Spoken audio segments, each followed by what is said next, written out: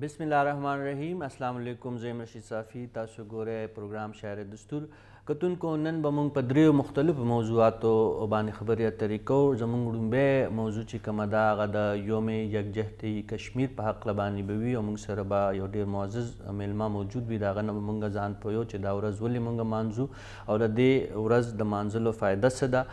دې سره سره به مونږ جاج اخلو وزیر اعظم پاکستان دا وخت د چین په دوره دی او هلته وینټر اولمپکس کې چې کوم ابتدایي د هغې سیشن و په هغې کې وزیر اعظم شرکت کړی او دا هم په چین کې موجود دی. د دغې دورې په هکله باندې به موږ خبرې اترې کوو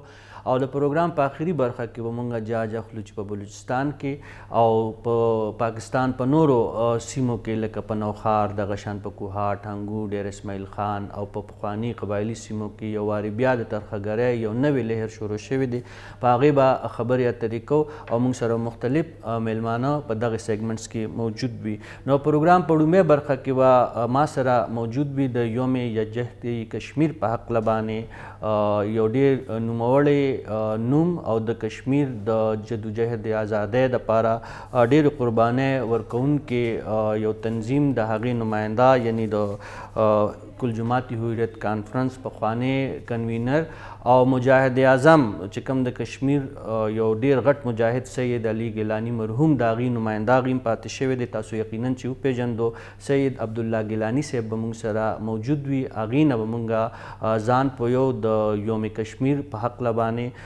نو لومبۍ برخه کې زه غواړم چې خپل میلمه د هغې سره خپلو خبرو اترو آغاز وکړم. ګیلاني صاحب السلام علیکم.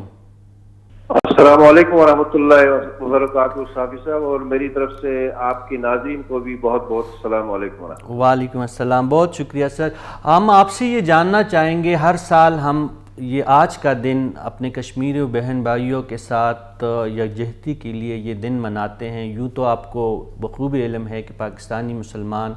اپنے جو کشمیری مسلمان بہن بھائیوں کے ساتھ دل و جان سے ہمیشہ پورا سال ہی رہتے ہیں. اس دن کی جو ایک علامتی انداز میں اس دن کو ہم مناتے ہیں، اس کی اہمیت ہم آپ کی زبانی سننا چاہتے ہیں کہ کتنی اہمیت ہے. بسم اللہ الرحمن الرحیم. دیکھیے صافی صاحب، جیسا کہ آپ نے فرمایا آج کے دن کے مناسبت سے ہم گفتگو کر رہے ہیں. یہ 5 فروری یوم یکجہتی کشمیر جو ہے یہ اکراس دی بورڈ پورے پاکستان میں چاروں صوبوں میں آزاد کشمیر اور گلگت بلتستان میں سرکاری سطح پہ بھی، عوامی سطح پہ بھی اور نجی سطح پہ بھی ہر سطح پہ اس کو منایا جاتا ہے. اپنے مقبوضہ ریاست جموں و کشمیر جو ہے وہاں کی جو حریت پسند غیور عوام ہیں جو اپنی جدوجہد میں مصروف ہیں، اپنی آزادی کی حق خود ارادیت کے حصول کی جدوجہد میں جو مصروف ہے، ان کے لیے یکجہتی کے طور پہ اس دن کی اہمیت تو یہ ہے کہ یہ یقیناً اس کے اندر ایک حوصلہ ہوتا ہے کشمیری قوم کے لیے کہ ہمارے پیچھے جو ہے ایک قوم کھڑی ہے، پوری قوم ایک سیسا پلائی ہوئی دیوار کی طرح جیسے پاکستانی قوم کہتی آ رہی ہے، جس طرح سے پاکستانی قوم کا دعویٰ ہے اور پاکستانی قوم اس دن کو اسی مناسبت سے مناتی رہی ہے. لیکن میں آپ سے ایک چیز عرض کروں محترم صافی صاحب، وہ یہ ہے کہ اگست 5 2019 کے جو واقعات ہوئے، جو ہندوستان نے ایک برہنہ قسم کا جس کو کہتے ہیں آپ ظلم و تشدد کیا اور جس طرح کی فاشسٹ حکومت وہاں پہ جس قسم کے انہوں نے اقدامات کیے، ریاست کی جو ایک خصوصی حیثیت تھی جس کے نتیجے میں بین الاقوامی سطح وہ ہندوستان کے اندر بھی آپ کہتے تھے کہ یہ ریاست جو ہے یہ متنازعہ مسئلہ ہے، اس کو یہ حل طلب مسئلہ، اس نے حل ہونا ہے. ہندوستان نے ایک مذموم کوشش کر کے اپنے ہی آئین کو رونتے ہوئے اس ریاست کی خصوصی حیثیت کو ختم کر کے اس ریاست کو ہندوستان کی یونین میں ضم کرنے کی مذموم کوشش کی. اس کے بعد نوعیت ذرا مختلف ہو جاتی ہے. یعنی کہ میرے کہنے کا مطلب یہ ہے کہ گزشتہ 30 سال سے مسلسل پاکستانی قوم یوم یکجہتی کشمیر کو مناتی آ رہی ہے. اس کے پیچھے جو جذبہ کار فرما ہے وہ یقیناً مستحسن ہے اور قابل تحسین ہے. اور کشمیری قوم ہمیشہ سے پاکستانی قوم کی شکرگزار رہی ہے. لیکن میری گزارش جی گیلانی صاحب، قطع کلامی کی معذرت، لیکن آپ نے جو ذکر کیا کہ پاکستانی قوم کشمیری عوام کے ساتھ، مسلمان بہن بھائیوں کے ساتھ ہمیشہ کڑی ہے اور انشاءاللہ کڑی ہی رہیں گی، لیکن اس کے مقابلے میں اگر ہم RSS کو دیکھیں یا BJP کی موجودہ حکومت کو دیکھیں، جب وہ اس قسم کی صورتحال کا جائزہ لیتی ہے تو بگلاہٹ میں وہ نت نئے ستم کے طریقے ایجاد کرتے ہیں، جیسا کہ ابھی میں نے ابتدائیہ میں پشتو زبان میں جس کا تذکرہ کیا، حالیہ دنوں میں جو 42 لاکھ کے لگ بھگ ڈومیسائل جاری کیے گئے ہیں، یعنی کشمیریوں کی اکثریت کو اقلیت میں تبدیل کرنے کی جو ایک مذموم سازش ہے، اس حوالے سے اس قسم کے بوکھلاہٹ میں آ کے جب بھارت اس قسم کے اقدامات کرتا ہے تو یہ کتنی بڑی تکلیف کی بات ہوتی ہے. ہم تو یہاں سے ہمیں تکلیف ہوتی ہے کشمیریوں کی اس حوالے سے، جو ان کی اکثریت کو اقلیت میں تبدیل کرنے کی جو ایک سازش ہے، اس بارے میں ان کے کیا احساسات ہیں؟ جی میں اسی طرف آ رہا تھا. میں گزارش یہ کر رہا تھا کہ یہ یکجہتی کا جو جذبہ ہے، یہ ایک طرف تو ایک یقیناً قابل تحسین ہے اور ہم شکر گزار بھی رہے ہمیشہ پاکستانی قوم کے ساتھ، لیکن ایک گزارش میں کرنا چاہ رہا ہوں کہ یہ جن اقدامات کا آپ نے ذکر کیا، ہندوستان نے جب اگست 5 2019 کو کچھ فیصلے کیے، جن فیصلوں کے نتیجے میں اس نے تاثر یہ دینے کی کوشش کی کہ شاید مسئلہ کشمیر جو ہے اس کی متنازع حیثیت جو ہے اس کو ہم نے ختم کیا. فی الحقیقت واقعہ تو یہ نہیں ہے. مسئلہ کشمیر جو ہے اسی طرح سے حل طلب ہے. کشمیریوں کو جب تک آپ حق خود ارادیت نہیں دیں گے ریاست جموں و کشمیر کے عوام کو، تب تک تو یہ مسئلہ حل طلب. لیکن معاملہ یہ ہے کہ جیسے آپ نے 42,000 سے بھی اس کی تعداد بڑھ گئی ہے. یعنی بھارت جو ہے اپنے مضموم مقاصد کو پورے کرنے کے لیے ہندوستان کی مختلف ریاستوں سے ہندوؤں کو لا کے کشمیر میں بسانے کی کوشش کر رہا ہے. کشمیر کے اندر جو ایک مسلم اکثریتی ریاست ہے کشمیر کی، اس کی ڈیموگرافی کو اس کو چینج کرنا چاہتا ہے، اس کے آبادی کے تناسب کو یکسر تبدیل کر کے یہ چاہتا ہے کہ یہاں کا جو سیاسی نظام ہو، یہاں کا جو معاشی نظام ہو، وہ سارا جو ہے ہندو کے تابع کر دیا جائے. اور اگر کل کلا کہیں ہمیں بین الاقوامی دباؤ پہ، کسی بھی دباؤ پہ یا علاقائی دباؤ کے نتیجے میں ہمیں کل کلا یہاں کوئی حق خود ارادیت کا جو ہے وہ فیصلہ کرنا بھی پڑ جائے تو اس کا فیصلہ جو ہے بھارت کے حق میں ہو. اسی وجہ سے وہ یہاں کے آبادی کے تناسب کو بھی تبدیل کرنا چاہ رہا ہے اور یہاں پہ بڑی تعداد میں ہندوؤں کو لا کے ان کو ریاست کے جو پشتنی باشندگی کی سرٹیفکیٹ سے ان کو وہ مہیا کی جا رہی ہیں، ان کو وہ دی جا رہی ہیں، جو کہ بنیادی طور پہ آپ کو پتہ ہے کہ ریاستی قانون یہ تھا کہ جو ریاست جموں و کشمیر کا باشندہ ہے، آزاد کشمیر ہو، گلگت بلتستان ہو، مقبوضہ جموں و کشمیر لداخ ہو، اس کے اندر جو ریاستی باشندہ ہے، جب تک کہ یہاں پہ حق خود ارادیت ان کو دے کے یا سیاسی مستقبل کا فیصلہ نہیں کرتے، تب تک یہاں ریاست سے باہر کا کوئی بھی شخص آ کے یہاں پہ زمین نہیں خرید سکتا، یہاں کی شہری حقوق جو ہے اس کا دعویٰ نہیں کر سکتا. بھارت نے اس معاملے کو تو ختم کر دیا ہے، وہ اب کوشش کر رہا ہے تناسب کو تبدیل کرنے کا. معاملہ یہ ہے کہ ہماری گزارش یہ، ہم یہ چاہتے ہیں، بحیثیت کشمیری میں آپ سے گزارش کرنا چاہتا ہوں، میں پاکستانی قوم سے آپ کے توسط سے مخاطب ہوں. ہماری گزارش یہ ہے کہ ہندوستان نے جس قسم کے عملی اقدامات کیے ہیں، یہی آپ دیکھیے کہ 50 لاکھ کے قریب ڈومیسائل سرٹیفکیٹس اپنے لوگوں کو دینا، کہ ریاست میں مسلمانوں کو نوکریوں سے بے دخل کرنا، آئے روز وہاں پہ قتل و غارت گری کرنا اور چھوٹے چھوٹے قوانین کے اندر تبدیلی کر کے اس کو مستقل طور پہ مضموم مقاصد کے لیے ریاست کو اپنے اندر یونین کے اندر ضم کرنے کی کوشش کرنا، یہ وہ چیزیں ہیں جو بھارت عملی اقدامات کے طور پہ اٹھا رہا ہے ریاست کے اندر. میں یہ چاہ رہا ہوں کہ یکجہتی کا یہ جو جذبہ ہے اس کو بھی عملی اقدامات میں ٹرانسفارم ہونا چاہیے تھا. یہاں سے بھی عملی اقدامات اس قسم کے ہونے چاہیے تھے جس میں ہم کشمیری قوم کو کچھ راحت دے سکیں. اگر ہندوستان کچھ اقدامات اس قسم کے کر رہا ہے، ان اقدامات سے بچاؤ کے لیے ہم کیا کر سکتے ہیں، یہ دیکھنا بڑا ضروری ہے. ہم یہ کہتے تو ہیں. جی گیلانی صاحب، آپ نے بہت اہم نقطے کی طرف ہماری توجہ مبذول کروائی ہے. ریاست پاکستان اور پاکستانی عوام کیا کرے؟ ہم تو آپ کے اس جو آپ پوری عالمی سطح پہ آپ کی چیخ و پکار ہے اس میں ہماری آوازیں بھی شامل ہے بھارت کے خلاف، عوامی سطح پہ میں بات کر رہا ہوں، لیکن آپ کی بات درست ہے کہ ریاستی سطح پہ بھی کچھ اقدامات ہو سکتے ہیں۔ جس طرح 5 اگست 2019 سے ہم نے ذکر کیا کہ دنیا کا بدترین جو ایک فوجی محاصرہ اس وقت ایک پوری ریاست مقبوضہ جموں کشمیر کے گرد بھارتی محاصرہ اس وقت جاری ہے، اس کے مقابلے میں حکومت پاکستان یا ریاستی پاکستان کو وہ کیا بنیادی 3-4 اقدامات عالمی قوانین میں رہتے ہوئے اٹھانے چاہیے جس سے کشمیری مسلمانوں کی مشکلات میں کمی واقع ہو؟ دیکھیے، میں آپ سے عرض کرنا چاہتا ہوں، میں نے آپ سے عرض کیا کہ یہاں پہ کشمیر کے حوالے سے ہم اپنے آپ کو بنیادی فریق کے طور پہ دیکھتے آئے ہیں، اور ہماری حیثیت بھی کشمیر کے مسئلے میں اسی بنیادی فریق کی طرح تھی جس طرح کہ بھارت کی ایک بنیادی فریق کے طور پہ تھی۔ اس مسئلے کے جو اصل بنیادی پرنسپل پارٹی ہے کشمیری عوام کے بعد، اس کے 2 بنیادی فریق بھارت اور پاکستان رہے ہیں۔ اگر بھارت اس بنیادی فریق کی حیثیت کا اس کی فریقانہ حیثیت کا استعمال کرتے ہوئے عملی اقدامات کے طور پہ یہ چیزیں کر کے ریاست کو ضم کرنے کی کوشش کر رہا ہے، تو ہم اپنے بنیادی فریقانہ حیثیت کو محفوظ کرنے کے لیے کیا کر رہے ہیں، یہ ہمیں سوچنے کی ضرورت ہے۔ پہلی بات یہ ہے۔ دوسری گزارش یہ ہے، عالمی قوانین کے حدود میں رہنے کی آپ نے بات فرمائی ہے۔ دیکھیں، عالمی قوانین میں تو آپ سب سے پہلے یونائٹڈ نیشن کا چارٹر ہے۔ یونائٹڈ نیشن کا چارٹر جو ہے وہ کشمیری قوم کو یہ حق دیتا ہے کہ وہ آکوپیشن کو انڈو کرنے کے لیے، کشمیر کے اندر آکوپیشن کو انڈو کرنے کے لیے، اس کا قبضہ ختم کرنے کے لیے، غیر ملکی قبضہ، اس کے لیے کسی بھی قسم کی جدوجہد کا راستہ اختیار کر سکتی ہے۔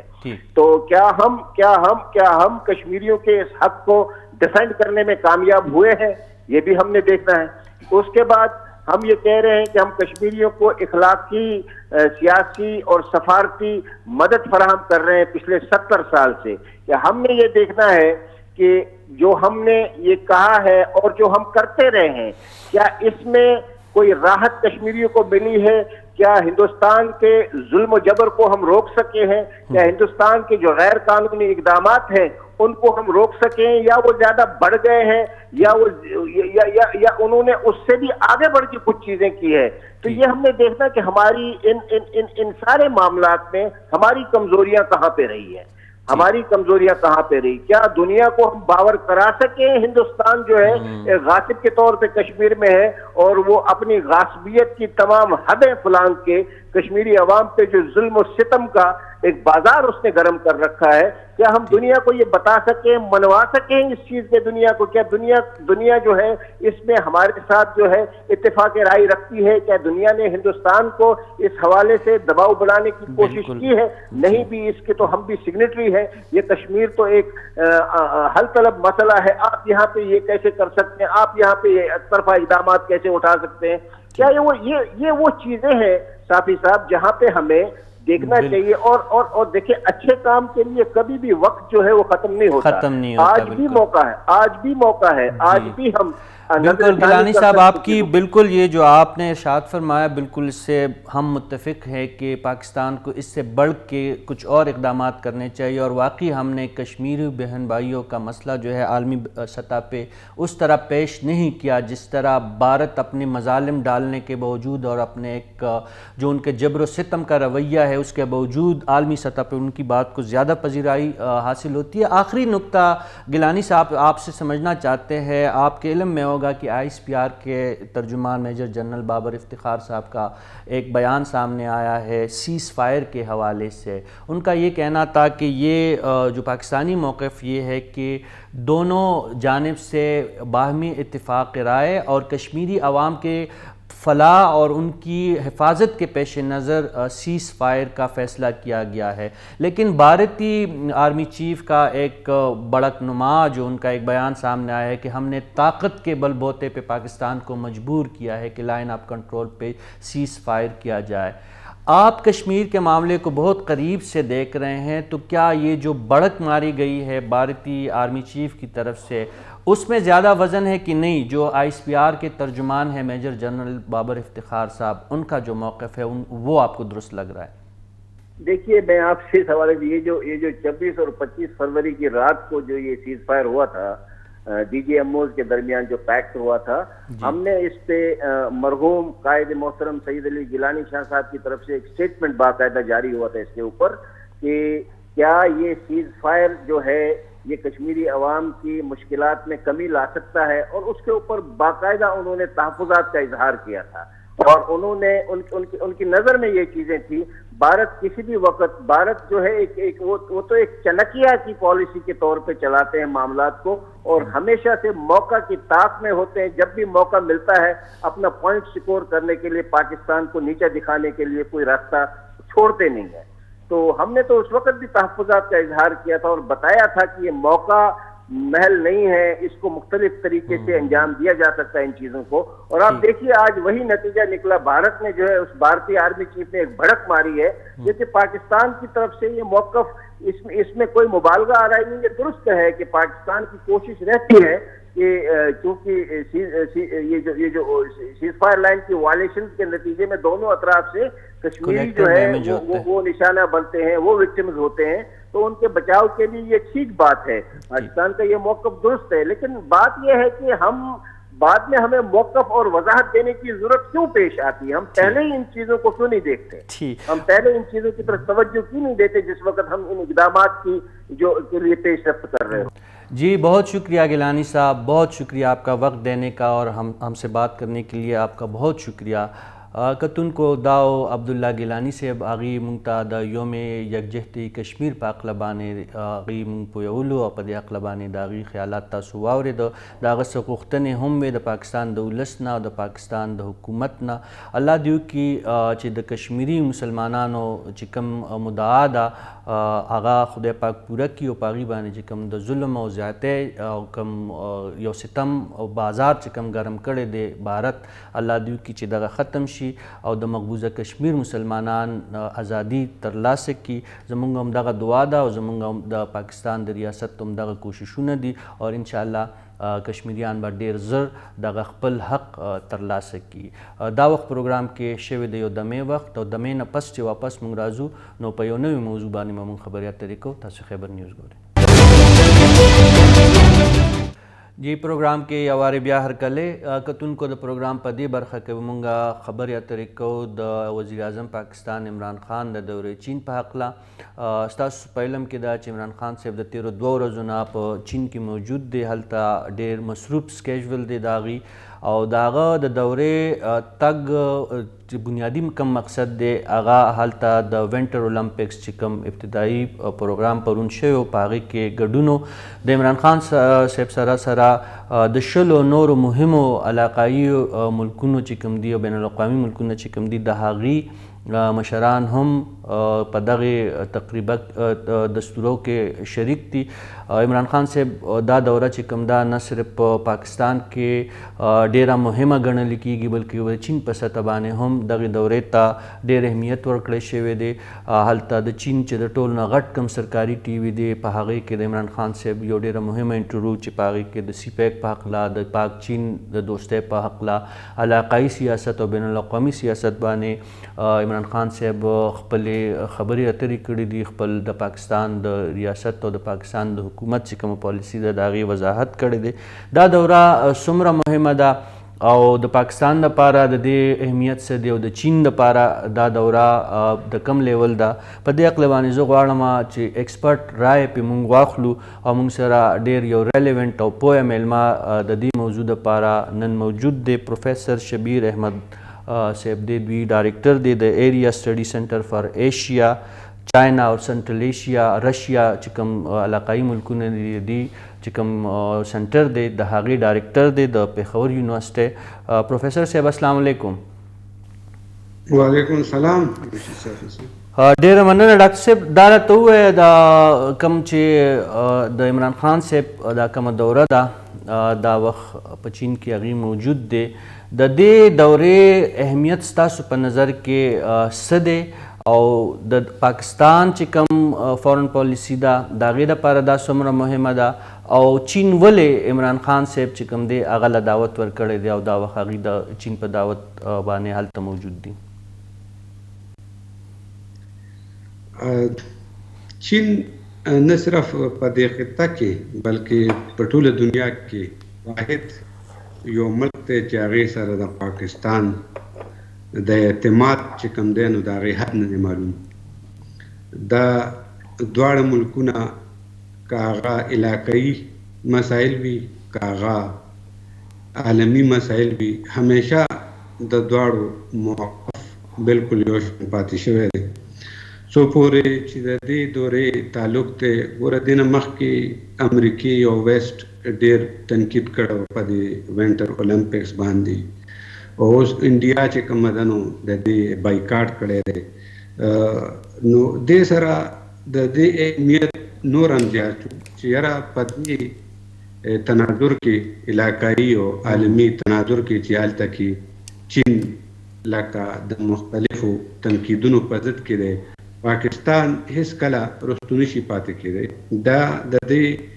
خبرې اطمینان ورکول دي چین ته چې یاره پاکستان به همیشه د چین سره یو ځای ولاړي که علاقایي او عالمي واقعیات او حالات هر څنګه وي. دغسې د چین د طرف هم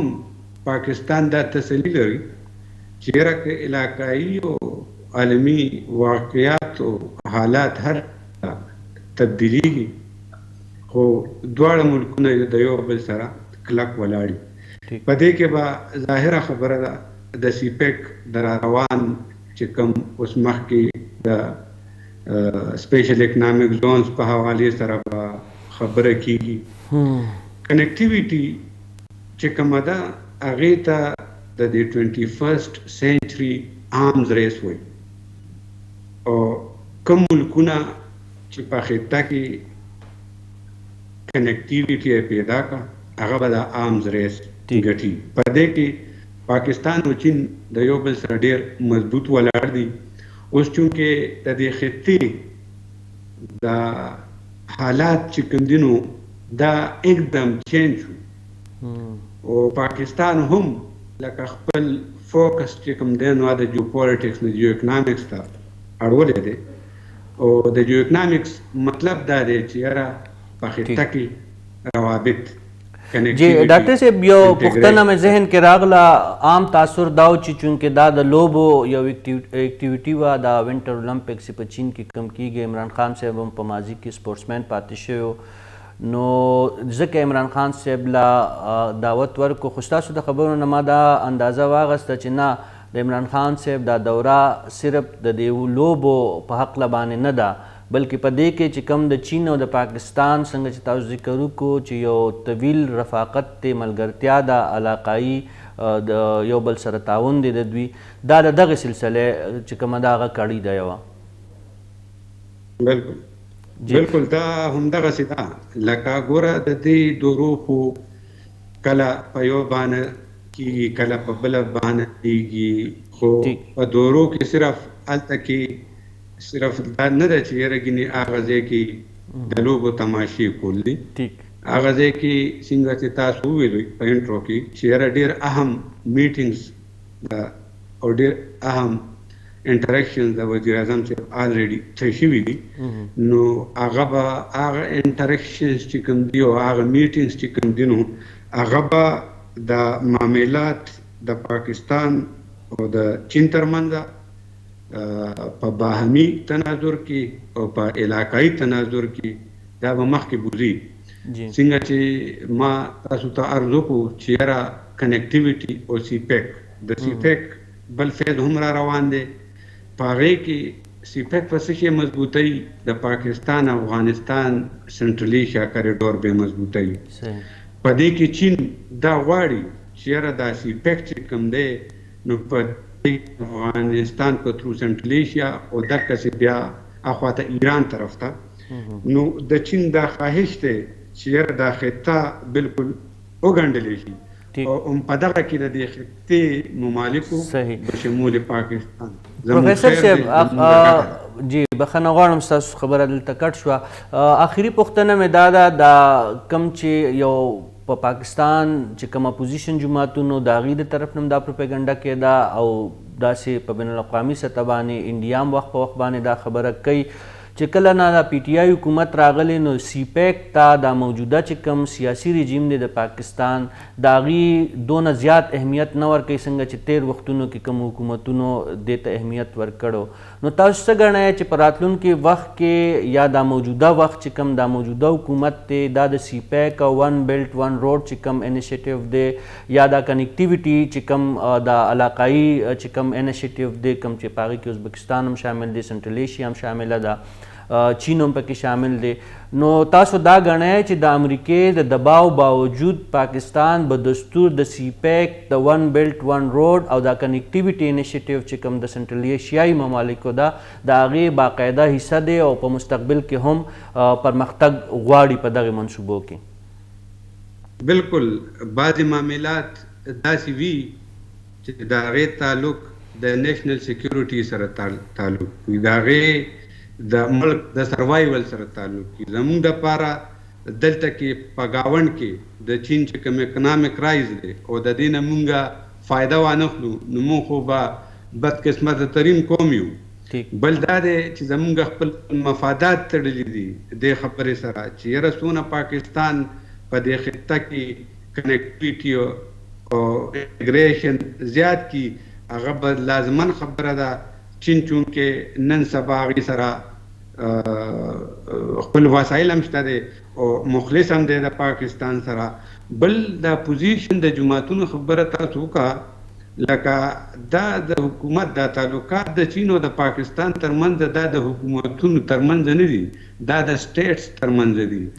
پاکستان کې که هر یو حکومت د پاکستان او د چین ترمنځ چې کوم اعتماد او کوم دوستي ده هغه په ځای وي. دغسې کې چین کې هر یو حکومت دا دوستي دا اعتماد دا په ځای وي. نو دلته کې د حکومت د چینج کېدو سره سوال نه پیدا کېږي چې زموږ د چین سره کوم روابط او کوم دوستي او کوم اعتماد دی هغه به بحال وي حکومت د هر چا وي. ډېره مننه پروفیسر شبیر احمد صاحب ستاسو د وخت لپاره ستاسو ډېره مننه جی. کتونکو اوس موږ سره هم په دې موضوع باندې موږ غواړو چې یو بل نظر هم شامل کو او دا وخت موږ سره موجود دی محمد شکیل رامه صاحب موږ سره موجود وي او د هغې نه موږ ځان پوهیو چې د وزیر اعظم صاحب چې کومه دوره ده هغې ته دوی په کم نظر ګوري. رامه صاحب بہت شکریہ آپ کا. جی بہت مہربانی رشید صاحب بلانے کے لیے. رامے صاحب آپ سے ہم یہ جاننا چاہیں گے یہ وزیر اعظم پاکستان پچھلے 2 دنوں سے چین میں موجود ہے، بظاہر تو ایک سپورٹس کی ایکٹیویٹی ہے، ونٹر اولمپکس ہو رہے ہیں چین میں، اس میں باقی 20 ممالک کے بھی کچھ سربراہان مملکت مدعو ہیں، لیکن ہم دیکھ رہے ہیں کہ وزیر اعظم پاکستان جو ہے پچھلے 2 دنوں سے انتہائی مصروف ہے وہاں پہ، تو کیا آپ بھی اس ایکٹیویٹی کو صرف ایک کھیل کی ایکٹیویٹی سمجھ رہے ہیں کہ نہیں، اس کو پاک چین کے بیچ میں جو تعلقات کا ایک وسیع پس منظر ہے اس میں آپ اس کو دیکھ رہے ہیں؟ شکریہ رشید صاحب انٹروڈکشن کا، اور یہ بات ہے یہ آپ نے بالکل بجا فرمائی ہے کہ یہ صرف سپورٹس کا ایک ایونٹ نہیں ہے یا کھیلوں کا ایک ایونٹ پہ نہیں گے، یہ اور بہت سارے معاملات ہیں جس میں پرائم منسٹر صاحب اور ان کی چینی قیادت سے بات کریں گے. دیکھیں جو آج کا دن انہوں نے گزارا، آج انہوں نے ان کے جو نیشنل کمیشن فار ڈیولپمنٹ اینڈ ریفارم ہے ان کے چیئرمین سے بات کی کہ جو ان کے ڈپٹی منسٹر بھی ہیں اور بڑے پاورفل بھی ہیں اس حساب سے کہ جو ابھی ان کا بیلٹ اینڈ روڈ کا انیشیٹو ہے اس کو وہ لک آفٹر کرتے ہیں، اور دوسرا جو ان کی ساری چیزیں ہوتی ہیں یا انوویشن کی بات کرتے ہیں یا نیو آئیڈیاز کی اکنامک ڈیولپمنٹ اینڈ اکنامک کوآپریشن اس کو بھی دیکھتے ہیں. ایک یہ بڑی اہم میٹنگ تھی صبح جو آج پرائم منسٹر صاحب نے کی. دوسرا پرائم منسٹر صاحب نے جو ابھی آج تھوڑی دیر پہلے جو کہ ان کے مختلف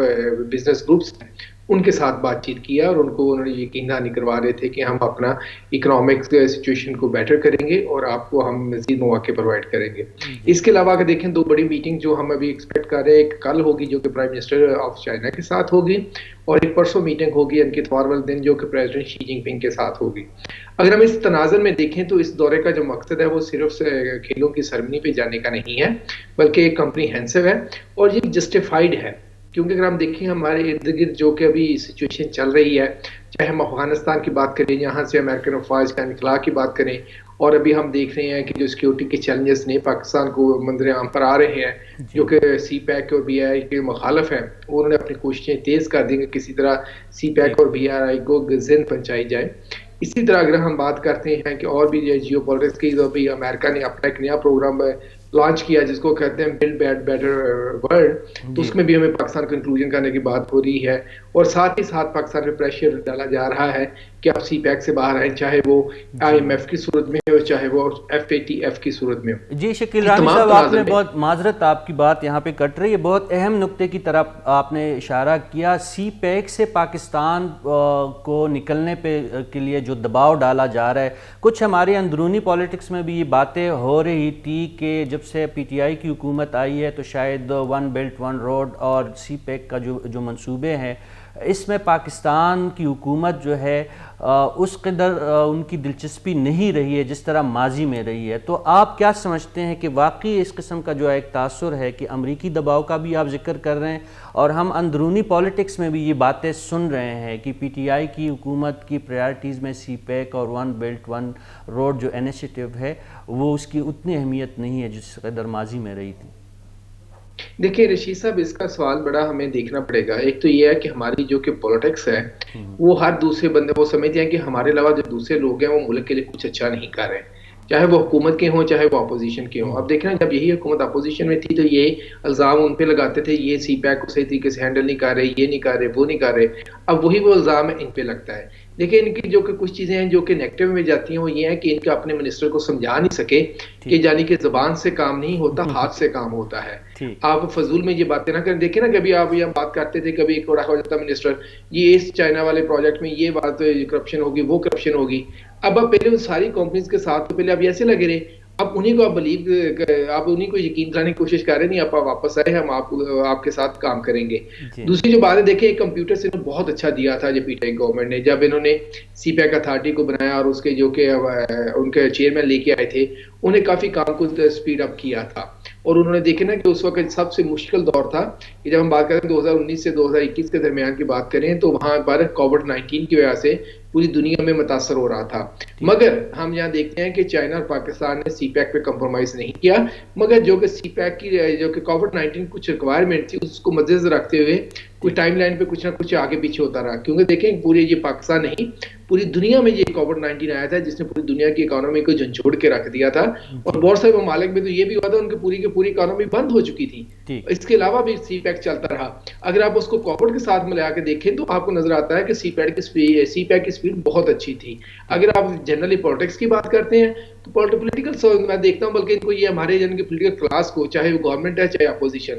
ان کو سمجھنا چاہیے کہ آپ کے کچھ بنیادی اسٹیٹ کے کچھ بنیادی مفادات ہوتے ہیں, ان مفادات پہ پولیٹکس نہیں کرنی چاہیے. ارد گرد آپ جتنی مرضی کرتے رہیں. آپ دیکھیں جو گلوبل پروپیگنڈا ہے آپ ان کے انالیسس اٹھا کے دیکھیں, بلکہ میری بہت سے لوگوں جب بات ہوئی میں نے کہا آپ کے پاس کیا ایویڈنس ہے کہ سپیڈ نہیں رہی, یہ ہوا وہ ہوا, کہتے ہیں آپ کے پولیٹیشین کہتے ہیں. اب دیکھ رہے ہمارے ہی پولیٹیشین کی جو سٹیٹمنٹ ہے وہ گلوبل لیول پہ بھی استعمال ہوتی ہے. یعنی آپ شکیل رامی صاحب یہ تسلیم کر رہے ہیں کہ سیاسی غلطیاں ہوئی ہے, لیکن ریاست پاکستان کی چین کے حوالے سے جو تعاون ہے یا ان کے ساتھ اقتصادی یا اسٹریٹجک جو ہمارا ایک ریلیشن ہے اس میں کوئی فرق نہیں آیا ہے. آخری نقطہ جو آپ سے سمجھنا چاہیں گے وہ یہ ہے کہ کیا عمران خان صاحب کے دورے کے بعد جو پاک چین دوستی کی تصویر پہ جو اندرونی پالیٹکس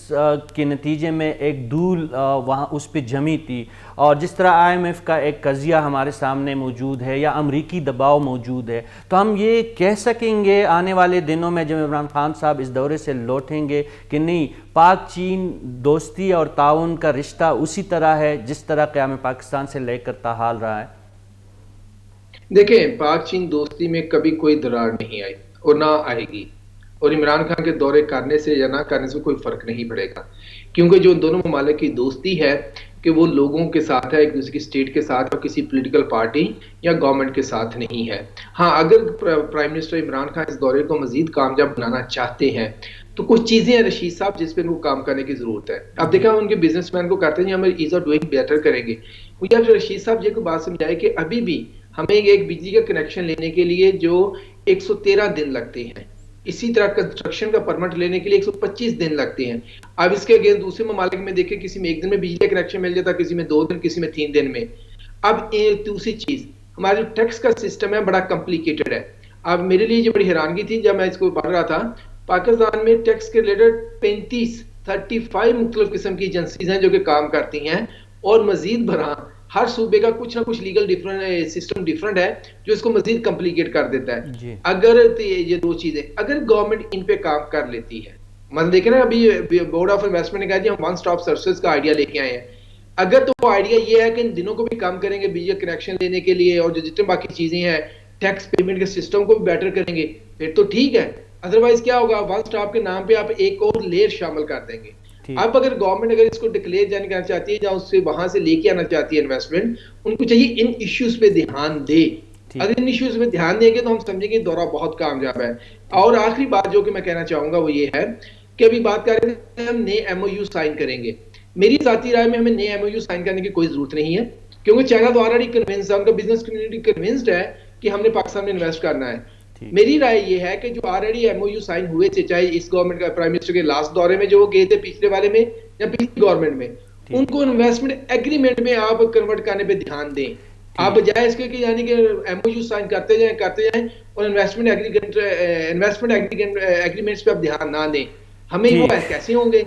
جب آپ نے ایم او یو کیا تھا، آپ نے کمٹ کیا تھا ہم یہ کریں گے تو آپ کی انویسٹمنٹ آئے گی، کیا ہم نے وہ پورا کر دیا؟ یہ دیکھنے کی چیز ہے۔ اور آخری چیز کہ ہمیں جو آپ کہتے ہیں کہ ہمارے اسپیشل اکنامک زونز میں آئے اور یہاں پر انویسٹمنٹ کریں،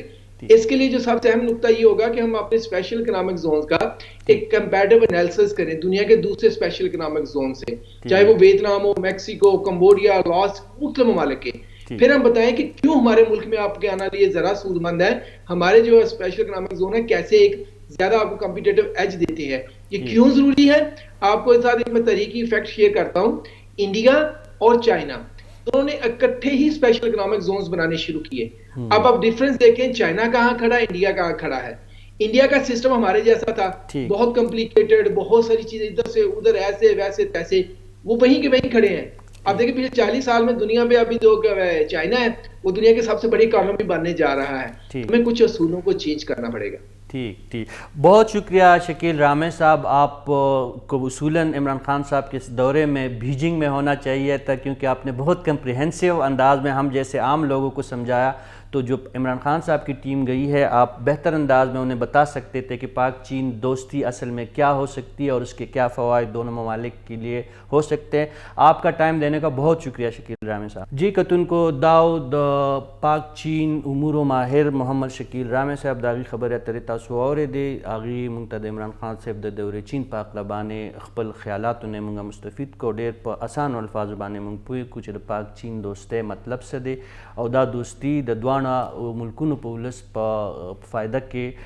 څنګه مونږ په کار راوستی شو په هغې په هکله باندې مونږ په یو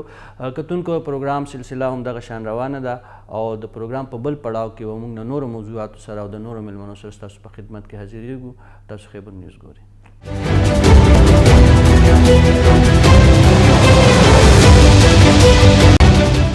پروگرام کې یوارې بیا هرکلی کتونکو د پروگرام په دې برخه کې ومونږ جاج اخلو په بلوچستان کې په تیرو ورځو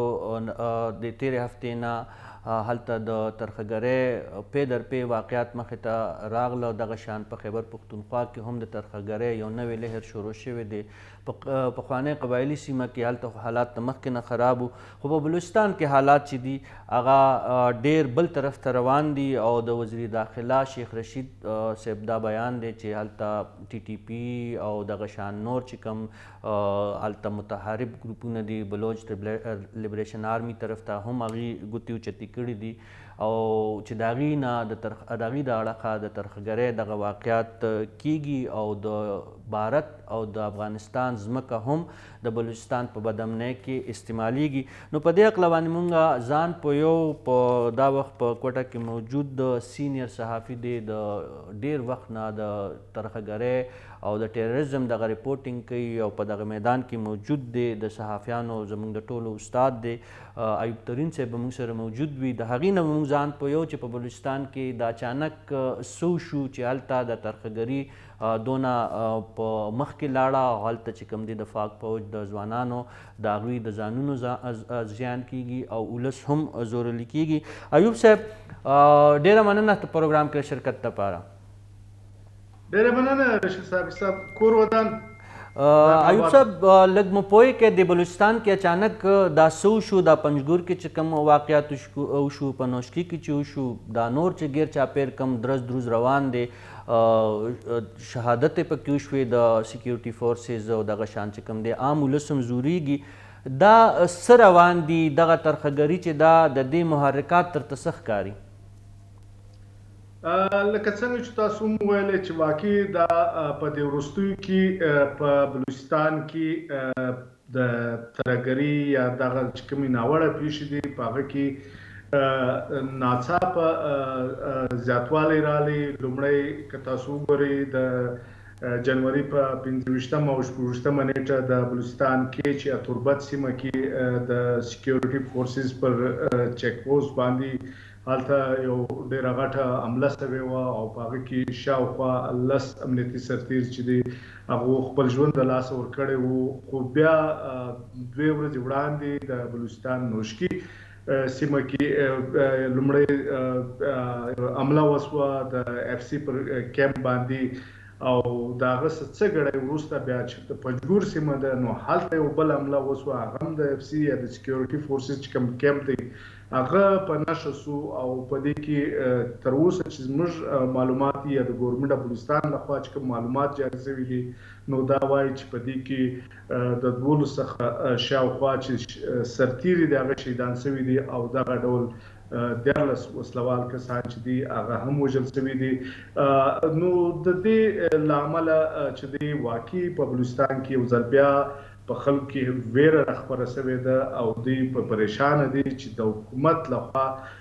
دا ویل کېدل چې اوس په صوبې کې امن و امان چې دی هغه ډېر ټینګ شوی دی لیکن دغه پرله پسې 3 یا 4 پیښې چې وشوې ځکه چې د دې څخه له مخه په ډیربوکټي کې یوه پیښه وسوه د لینډمین په هغه کې 4 امنیتي سرتیر چې هغه ووژل شو. نو دا هغه شیان دي چې د حکومت لپاره هم د پریشانۍ سبب ګرځېدلي دي او خپله د بلوچستان ولس هم په ویره کې اچولی دی ځکه چې د حکومت لخوا د ډېرې مودې راهیسې دا ادعا کېدله او دا حقیقت هم دی چې د امن و امان صورتحال که موږ وګورو چې د 2010 یا د 12 په مقابله کې یا د 14 په مقابله کې اوس په 2019 یا 18 کې یا په 20 کې چې هغه ډېر سم شوی وو. خو دلته ایوب صاحب وبخښئ دا په دې خبره هم پوه کې دا کوي څوک دا بیلی ده دا مجید بریګیډ دی که دا ټي ټي پي ده زموږ چې کوم سیاستدانان دي د ما وخت چې څنګه ذکر وکړو وزیر داخله صاحب هغه یو ورځ یو شان بیان ورکوي بل ورځ بل شان بیان ورکوي. ستاسو په نظر کې د بلوچستان چې کومه ترخګري ده د دې محرکات څه دي دا څوک دي؟ بالکل دا ستاسو خبره صحیح ده ځکه دلته چې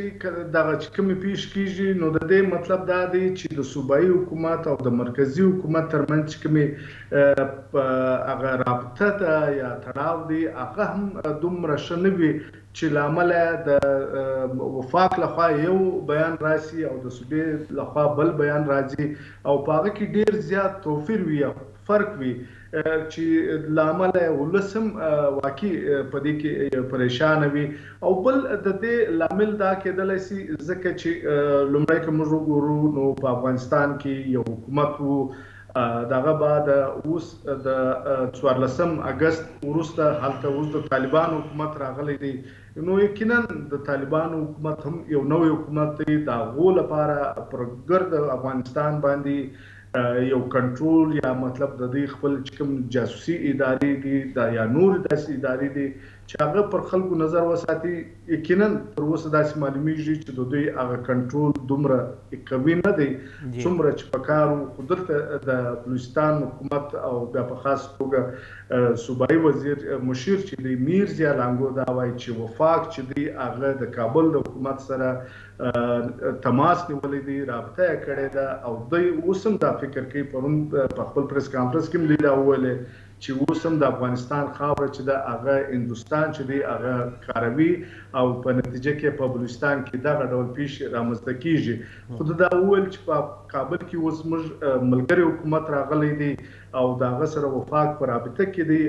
نو امکان دا ښکاره کړي، توقع دا وکړه چې په راتلونکي څه وخت کې به چې دی په بلوچستان کې حالات نور برابر سي، ښه به سي او دغه پیښ چې کیږي د دې به دوی مخنیوی وکړي. جی رشید صاحب. یو ترین صاحب یو طرف ته که موږ وګورو د ټي ټي پي کو لاسوهنه څنګه چې تاسو کوم طرف ته اشاره وکړه چې د افغانستان ځمکه بھارت د پاکستان د سلامتۍ خلاف استعمالوي، نو که دې کې موږ دا خبره ومنو دا کوم چې موږ ته زموږ سیاسي مشران موږ ته کومې خبرې کوي چې دې کې ټي ټي پي هم ملوث دی د بلوچستان په بدامنۍ کې، خو دې سره که بل طرف ته موږ وګورو هلته بي ایل اے هم موجوده ده او د اف سی خلاف چې کومې کاروایانې کیږي نو نړیوالې ادارو خو دغه ریپورټ دی چې دا زیاتې کاروایانې چې کومې دي